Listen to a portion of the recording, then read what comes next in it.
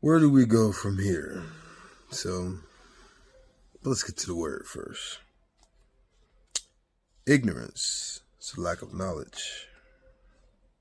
Hosea 4:6 says, "For my people perish for lack of knowledge." Proverbs 28:5, "Evil men do not understand justice, but those who seek the Lord understand all."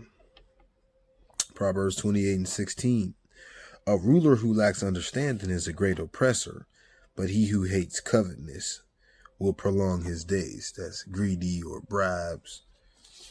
And this one, Ecclesiastes 8:11, "When the sentence for a crime is not quickly carried out, people's hearts are filled with schemes to do wrong."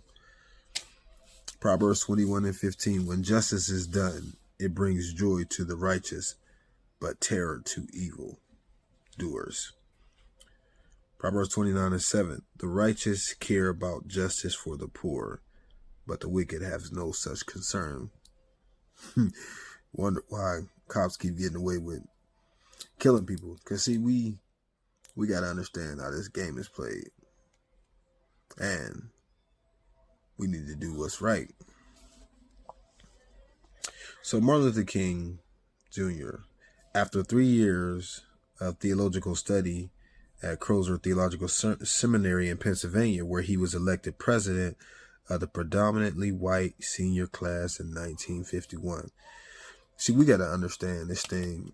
It's time for our people to stand up. When I say that, I'm not just talking about black. I'm talking about black, white, Hispanic, Asian, on down. See, what Martin Luther King did was he had, whites with him. See, and we going to have to change some things, and that's what we really got to be about. But I'm going to give y'all some quotes of his. "Injustice anywhere is a threat to justice everywhere." See, we got to change some things. No, we are not satisfied, and we will not be satisfied until justice rolls down like waters and righteousness like a mighty stream. Or let's go to Malcolm X. "I'm for the truth, no matter who tells it. I'm for justice, no matter who's it for or against." You're not to be so blind with patriotism that you can't face reality. Wrong is wrong, and no matter who does it or says it. It's funny, see, even if you look at Rocky Bleier, he was he was in Vietnam War, and he played for the Pittsburgh Steelers, and he went back to Vietnam, and you can see, if you see the video on YouTube, he broke down because he was like, what was it for? See, he was trained to go do something, and he was told that this is the reason why you over here, but like he said himself, it's for what? And see, the harsh truth is, a lot of these cops, I'm not saying all, a lot of these cops are trained to look at us differently. See, a lot of blacks are viewed as criminals, whereas our white counterparts are looked at as mentally ill. I mean, we see it. There's such a disparity. It's not even close. But it's so ignorant that people still say, "Oh, well, there's no disparity or anything like that." Yeah, it is, when you're trained to look at us as criminals, thugs. Why do you think every time something happens, they look at somebody, they try to paint a picture? Look at this person like they was a drug dealer, or they did this. And it could have been 20 years ago. They could have had a clean record, and for 20 years they smoked one bag of weed, and they'll be like, "Look what you did. You got a drug dealer off the streets. He was going to go back to it." Like, the ignorance. But there's a good article on CNN.com, but it was talking about, Aaron Dean. He shot Atiana Jefferson in her own home while playing video games with the 8-year-old nephew. The neighbor saw a door open and was concerned. At 2:00 in the morning, the officer never announced who he was, never announced he was an officer. He shouted, "Put your hands up. Show me your hands." 2 seconds later, fired. It was a wellness check. And the sad part is, this girl came home to come take care of her ailing mom. And the neighbor had to know that, but just because the door was open, what? And then these officers are trained with fear. Why? See, because there was even an instance that there was a lady, where I live at, and she had a firearm, and she was walking down the place, saying a complex, arguing with somebody or whatever, and the police officers came to talk, and I wasn't there when this incident happened, but the police officer, he was like, "Were y'all scared?"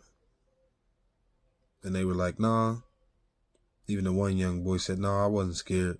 Police officer said, "Man, I'd have been scared." And I'm thinking to myself, how are you afraid and you got the gun? What type of fear do you got? Why are you even a cop? Because if you a cop and you got all that fear, when you see somebody black, what you gonna do? You gonna react on that fear. And see, that's what they do. See, that's what they plan.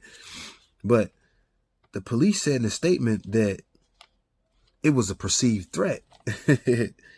So let's get to the definition of perceive. Interpret or look on someone or something in a particular way. Reality, state of being real. See, they are told that it was perceived, and so what they do is they are trained to kill us. So when it happens, they're trained to see us like criminals. That's why there's always a disparity on the news and stuff like that. So when they do see us, there's always that fear, right? So what is it? The fourth word, police, related to, they talked about an image of her having a gun in there. We're talking about Atiana. There was a gun there, right? But the article says that it was heavily edited. Oh, really? It says she moved to take care of her mom. And then we talk about, Amber Geiger, It says she thought she was on her own floor, which was one floor below. She fired 2 shots in Gene, who had been watching TV and eating ice cream. Mind you, his mom bought him a red mat in the front. But the jury rejected Geiger's self-defense claim. So they tried to claim self-defense. Where you walk into somebody's house, it's not yours. And she was supposed to she could have got up to 5 to 99 years, and she could be out in 5 years on parole. So she only got 10. And it was interesting that she had racist text messages. Her lawyers claimed that she was exhausted and scared. So she's exhausted and scared, and you're going to the wrong place, and you didn't even see the mat that was on the floor. She opened the door and saw the silhouette figure, as they call it, in the dark apartment and feared for her life. So again, they're the ones with the gun, yet they fear so much. Why are you a cop?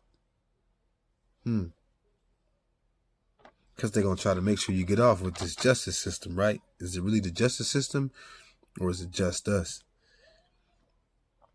So it said she made, offensive and racist statements about MLK Jr. and black colleagues on the police force. Sound like the truth came out. And then she said that it was fear. So this is her saying. Amber said it was fear and not racism. But yet you got caught on social media in Texas. But then I look at Vox.com. It says, it's a nice article. It says police can use deadly force if they merely perceive a threat. Here we go with that word again, perceive. So even when Botham's mom, if you watch the video, she was talking about the Dallas Police Department and the Texas Ranger and how there was contamination of the crime scene and poor training of the police officers. Yeah, because telling you, people don't like to hear the truth, but they train us to look at us like thugs or criminals, And in the 1980s, this is from that article on Vox.com, a pair of Supreme Court decisions, Tennessee versus Garner and Graham versus Connor. And so David Klinger, University of Missouri's St. Louis professor who studies force, said constitutionally police officers are allowed to shoot under 2 circumstances: to protect their life or the life of another innocent party. what departments call the defense of life standard. The second circumstance is to prevent a suspect from escaping, but only if the officer has probable cause to think that the suspect poses a dangerous threat to others.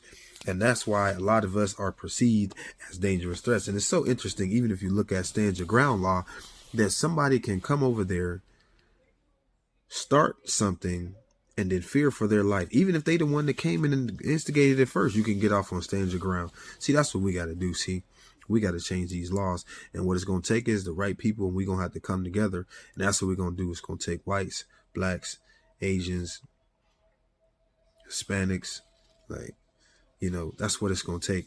And see, that's what Martin Luther King did. He had the people with him and stuff like that. Like, he got his own holiday. Yeah, some people don't want to celebrate it, but still, back in the 1950s. So, you know, that's what we got to do. Because it's like, what do we do now? And that's what we got to do. See, we got to change the hand. Like, we know what their hand is. Like, when we playing Uno, if you know that they got a yellow card, you ain't going to change the color to yellow. But the problem is, it's like in this justice system, the way it's set up, because we got to change these laws, and they keep getting the change the color or the draw fours. That's it. So that's what we got to do. See, it's time to come together. You know what I'm saying? And it's time to do this, because they're going to keep doing the same thing. They're going to keep getting off and falling through the cracks. And that's why, even with the Amber Geiger trial, they trying to do an appeal. Only reason why she was there is because she admitted to it. You know, but they still try to do that. And then think about it. We ain't even talking about the guy that testified, and all of a sudden, he ends up getting killed. But that's a whole other story. But I ain't going to hold y'all. So, I may drop them comments low.